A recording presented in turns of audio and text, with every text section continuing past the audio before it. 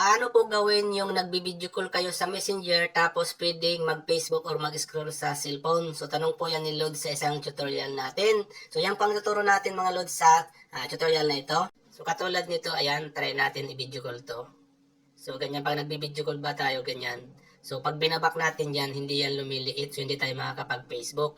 So dito, pwede kayong mag-Facebook, mag-YouTube, or ano man gawin mo pag binak nyo ganyan. So lumiliit yung video, di ba? So pwede na kayong mag-Facebook, manood ng mga video sa Facebook, pwede kayong mag-reply ng mga comment. Kung ano man ang gusto nyong gawin sa inyong mga cellphone, pwede po yan habang nagbi-video call.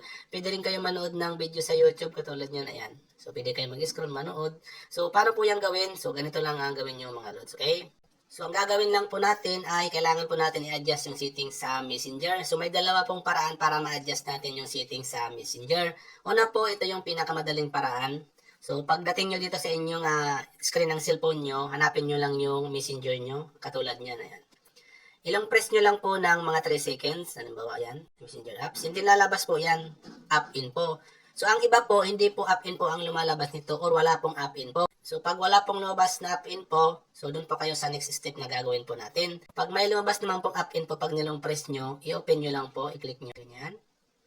And then, mapunta ka po dito sa apps info ng Messenger nyo. So, scroll up nyo lang po, hanapin nyo po ito sa, ayan sa baba. Itong picture in picture. Ayan po, i-click nyo po yan. And then, dapat po ito naka-allow po yan. Ayan.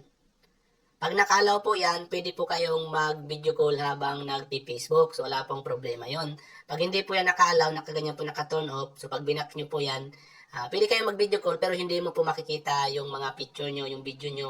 So, tanging makikita nyo lang po yung icon na nag-video call kayo, okay? And then, matuturn off po yung camera nun. Kaya dapat pang gawin nyo, i-turn on nyo po yan. Okay? Dito po ay para dun sa may mga lumalabas na app info pag nag-long press. So, kung wala naman pong lumalabas na app info, pumunta ka sa setting ng iyong cellphone. Ayan, click mo.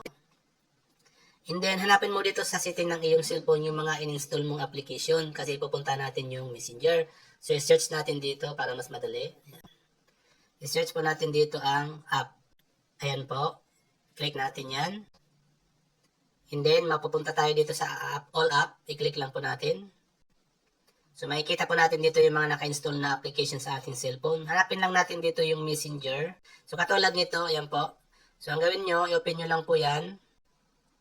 And then, katulad din po doon sa app info, ganito rin ang lalabas niyan. I-scroll up mo lang po. And then, click mo itong picture in picture.